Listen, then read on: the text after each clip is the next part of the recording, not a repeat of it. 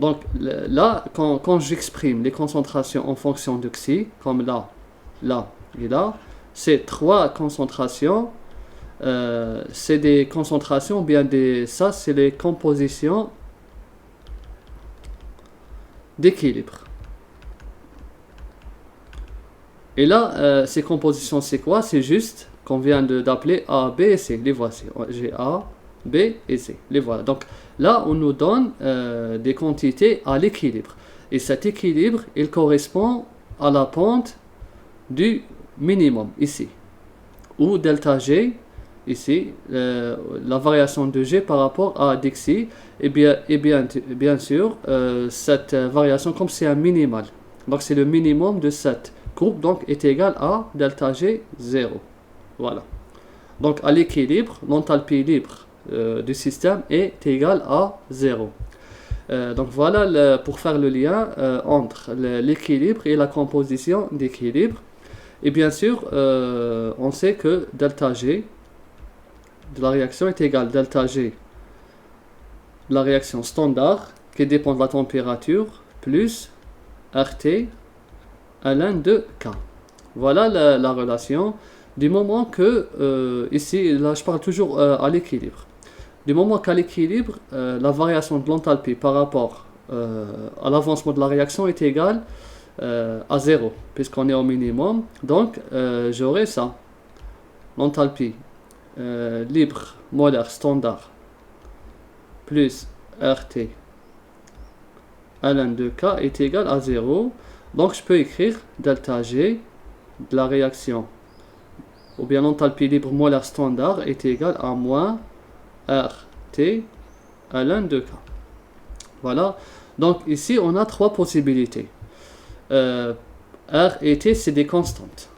Les équilibres chimiques, on les étudie à pression et température constante. Donc, ce qui va varier, c'est juste le K. Le K est soit supérieur à 1, soit inférieur à 1. Donc, on a trois cas pour le delta G.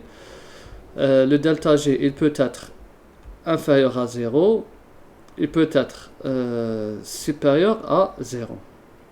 Et bien sûr, il peut être égal à 0. Bon, on va juste parler des cas où c'est supérieur à 0 ou bien égal à 0, supérieur à 0 ou inférieur à 0. Ici, on dit que la réaction est spontanée. L'équilibre spontané, c'est-à-dire le sens direct. Le sens direct. La réaction, c'est le sens direct, c'est le sens 1. Et le sens indirect, ou bien inverse, c'est le sens 2. Et quand c'est positif, c'est-à-dire que la réaction est spontanée dans le sens inverse. Spontanée dans le sens inverse. Voilà ce qui nous intéresse le plus. C'est est-ce que c'est supérieur à 0 ou bien inférieur à 0. Et ça, le delta G, l'enthalpie libre molaire standard, dépend uniquement de K. Donc si on modifie K, le delta G va être modifié. Donc voilà, c'est-à-dire que cet équilibre, comment on peut l'interpréter, comment surtout pour la composition d'équilibre, elle correspond à ce point, au minimum de delta G en fonction de Xi. Ensuite, si vous remarquez, on a deux autres pentes qu'on n'a pas déterminées. On a cette pente et cette pente. Je commence par ça, cette pente que je vais appeler. Je vais juste l'appeler alpha. Ce point, donc toujours dg par rapport à d xi. C'est toujours delta G de la réaction d'enthalpie libre molaire, mais cette fois-ci, elle n'est pas égale à 0. Vous voyez, là, elle n'est pas égale à 0, c'est pas un minimum. Ici, ça va être inférieur à 0. Parce que final est inférieur à initial. Donc ici, on est dans le cas d'une réaction spontanée, mais il faut faire attention. Là, c'est l'enthalpie libre molaire. Et là, c'est l'enthalpie libre molaire standard qui dépend de la température.